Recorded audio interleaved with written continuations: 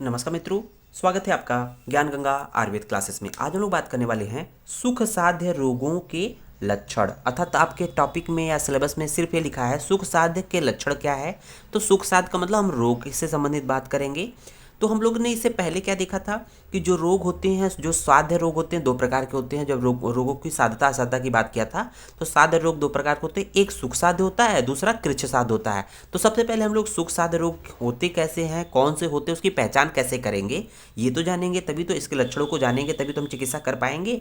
तो आप आइए देखते हैं, एक एक करके हम लोग बात करेंगे कि सुख साध्य रोगों के लक्षण क्या क्या होते हैं।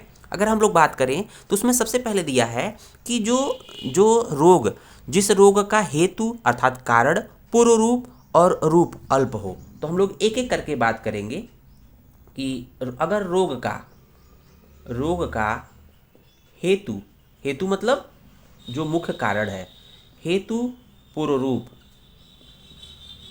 पूर्व रूप और रूप अल्प मात्रा में हो, अल्प मात्रा में हो। कहने का मतलब कि जो रोग उत्पन्न होता है, रोगों का कोई ना कोई कारण होता है तो उसको बोलते हैं हेतु। और जब रोग उत्पन्न होगा तो उसके लक्षण उत्पन्न होने से पहले क्या होते हैं, पूर्व रूप आते हैं। और बाद जब पूर्व रूप आ जाएंगे तो उसके बाद रूप अर्थात लक्षण, रूप का मतलब लक्षण आएंगे, ये अल्प मात्रा में हैं। अर्थात रोग क्या है, अभी नया नया रोग है। रोग अगर नया नया आएगा, शुरू शुरू में अगर बुखार आया, पहले दिन आपने दवा कर लिया या डॉक्टर से मिल लिया तो आपका जल्दी से ठीक हो जाते हैं। कोई भी रोग हो, शुरू शुरू में आपने इलाज कर लिया जल्दी ठीक हो जाते हैं। तो समझ में आएगा रोग का हेतु पूर्व रूप और रूप अल्प मात्रा में होना चाहिए, तो ये सुख साध्य रोग होगा। उसके बाद कहा है दोष और दूष से समान गुण वाले न हो। दोष और दूष से समान गुण वाले न हो। अर्थात दोष क्या होते हैं, वात पित्त कफ होते हैं, इनके प्रकोपित होने से रोग उत्पन्न होता है। दूसरे क्या होते हैं कि जो रस रक्त आदि धातुएं जो होती है, रस से लेकर शुक्र धातु तक जो रस रक्त आदि धातुएं जो होती है वो दूसरे कहलाती हैं। जो दोष और दूसरे के गुण समान न हो, क्योंकि मान लीजिए दोष बढ़ेगा, अगर समान रहेगा दोष बढ़ेगा तो धातुएं बढ़ेंगी। तो कहने का मतलब कि हम एक को ठीक, अगर एक बढ़ा है तो दूसरे को घटा सकते हैं। तो कहने का मतलब दोष और दूसरे समान गुण वाले न हो। नेक्स्ट पॉइंट हम लोग देखते हैं, रोगोत्पादक दोष। रोगो उत्पादक जो दोष है, रोगोत्पादक दोष, दोष रोग की प्रकृति के अनुसार न हो। रोग की प्रकृति के अनुसार न हो। मतलब समझ में आया। अगर कोई वात दोष की वजह से मान लीजिए कोई व्याधि हो रही है और रोग अर्थात जो रोग की प्रकृति भी वात है, तो क्या होगा, वात वात अगर ये बढ़ेगा तो ऑटोमेटिक ये भी बढ़ जाएगा।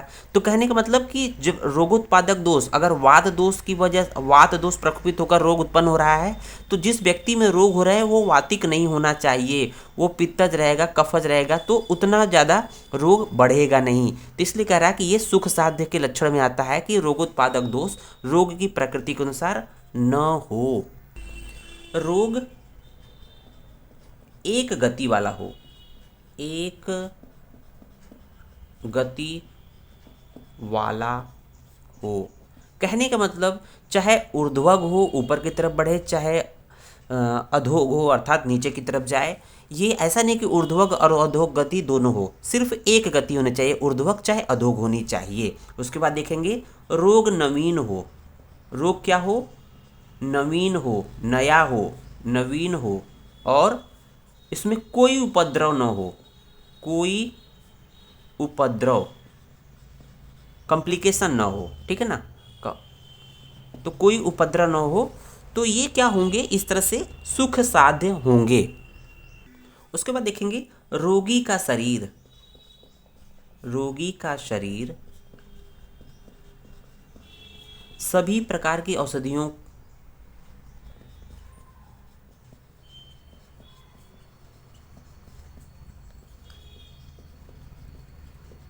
को सेवन कर सके, सेवन करने योग्य हो। ऐसा नहीं हो कि रोगी ये कहे कि हम ये नहीं खाएंगे वो नहीं खाएंगे, करने योग्य हो। उसके बाद लास्ट में देखेंगे चिकित्सा चतुष्पाद पूरे हो, अर्थात चिकित्सा चतुष्पाद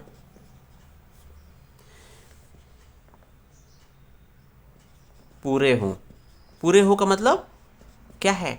चिकित्सा चतुष्पाद क्या होता है? 4 चीजें, अर्थात वैद्य भी होना चाहिए जब ठीक होना है किसी को, किसी सुख साध्य रोग के लक्षण बता रहे हैं यहाँ पर, विषक द्रव्य उपसता रोगी, सभी इसके पाद पूरे होने चाहिए। अगर इन लक्षणों से युक्त है तो कहीं ना कहीं ये रोग सुख साध्य की श्रेणी में आएगा। उम्मीद है वीडियो पसंद आया होगा। चैनल को सब्सक्राइब जरूर करें, साथ ही साथ वीडियो को लाइक एंड शेयर जरूर करें। जय हिंद, जय भारत, जय आयुर्वेद।